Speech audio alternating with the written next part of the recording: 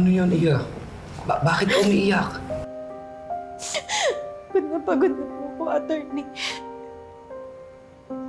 Yung asawa ko po, bumibisita na lang po siya ng bahay para po bugbugin ako.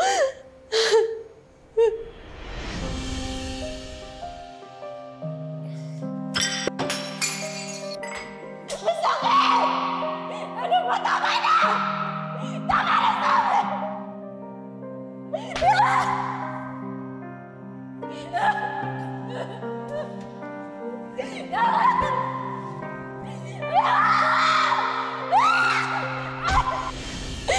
Tapos, nung nakaraan po, pati po yung anak naming babae, binugbog niya na rin po, tsaka sinaktan niya na rin po.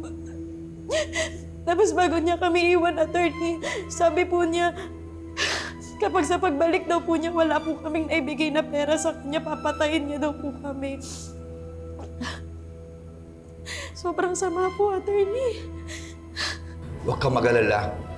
May mga legal na hakbang tayo para maproteksyonan ka at iyong anak laban sa abusadong ex-partner mo na ito. Pwede tayo magpunta sa barangay, kukuha tayo ng barangay protection order, o sa korte, ang tinatawag na temporary protection order. Ito'y para maproteksyonan ka at iyong anak para hindi ka malapitan o matawagan na ex-partner mo na ito. Alam mo, pwede rin tayo magsampa ng demanda under Republic Act 9262, yung Anti-Violence Against Women and Children, o yung BAUSI Law, dahil pinoproteksyonan ng batas ang kababaihan at ang kabataan. Maraming salamat po, attorney. At sasampa po ako ng kaso para matigil na po yung kahayupan sa akin ng ex-partner ko. Tama yan. Para magsilbing leksyon sa mga abusadong taong kamukha ng ex-partner.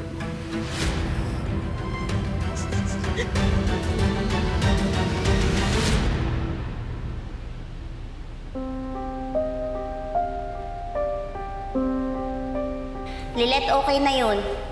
Kalimutan mo na yun. Mag-focus na lang tayo sa work, okay? Nagkakaintindihan ba tayo?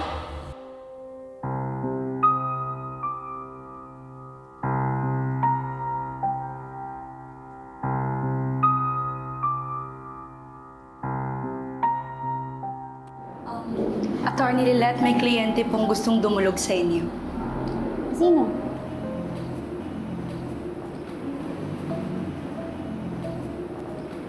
Lilet, siya si Lydia Soriano. Nagkasakit daw yung anak niya dahil sa pinapasukan nitong eskwelahan. Magandang araw po, Attorney Matias. Magandang araw din po. Maupo po kayo.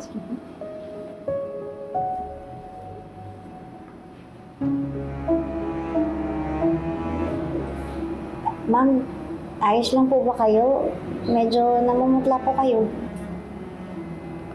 Dala po siguro ng pag-aalala ko sa anak ko at sa pinagbubuntis ko. 3 buwan na po akong buntis. Iniwan na din po kami ng asawa ko. Pero ayos lang po ako. Ang mahalaga po sa akin yung kalagayan po ng anak ko at yung kaso na isasampa ko po dun sa eskwelahan niya. Ano po bang nangyari? Nagsimula daw po kasi yun sa PE class nila, Dina. Matalino ho at magaling sa klase ang anak ko. Kaso nga lang, mahihain at matatakotin. Lalo na po sa mga nilalang na hindi po natin nakikita. Multo, spirito. Mga bata, may gagawin lang saglit si Teacher Sandra sa classroom, ha? While I'm gone, work on your group assignments under the tree. Kasi pinipaint pa yung PE hall. Okay? Yes po. Very good. Dina, ikaw ang leader sa activities nyo today. I explained the task earlier, so alam niyo yung gagawin nyo, ha? Opo, Teacher Sandra. O, yung tinuro ko sa inyong sayaw, huwag kakalimutan. Okay? Opo, Teacher Sandra. Ako na pong bahala.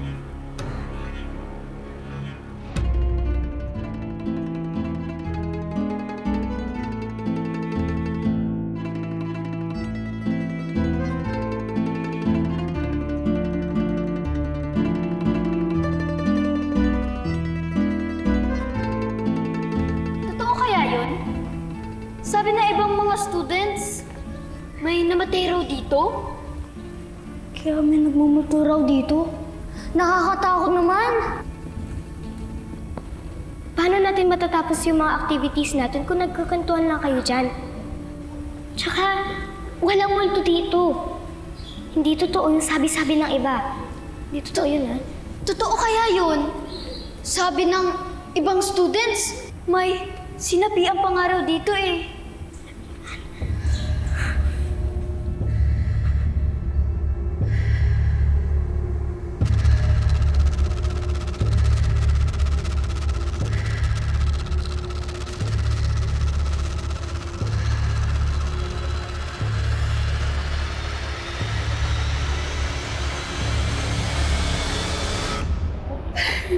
Ano pong nangyari pagkatapos nun?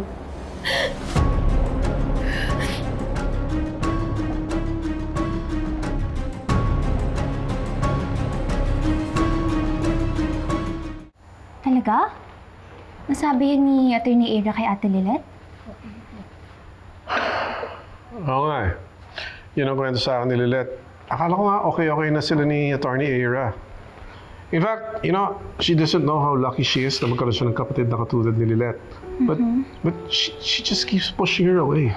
And Ate Lilet has always been there for her simula nung malaman niyang kapatid niya si Attorney Ira. Kawawa naman si Ate Lilet. Hindi pa naman ang pinapakita kapag nasasaktan siya. Kaya nga naisip ko, labas na lang natin bukas si Lilet.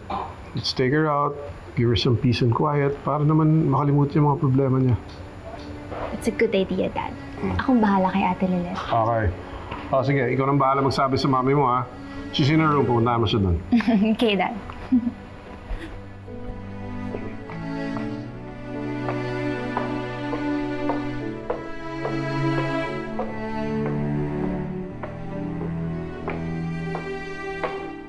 Mom? Mom? Trixie, is that you? Yes, mamaya sabihin lang ako. Mamaya na lang paglabas ko. Okay.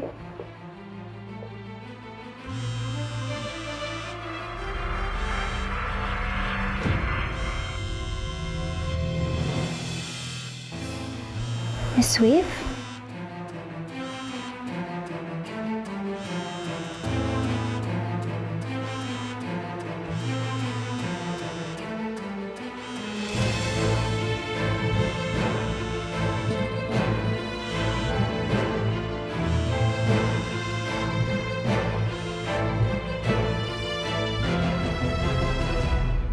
Hello, Patricia.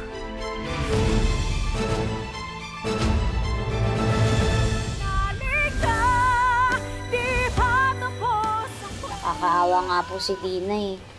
Mukha pa naman pong mabait at matalino. Pero totoo kaya yung sinasabi ng Lidyang yon na talagang may nagmumulto sa eskwelahan na yon? Tapos, nasapian? Naniwala pa ba kayo sa mga sapi-sapi na yan? Lydia, nasasapian ang anak mo.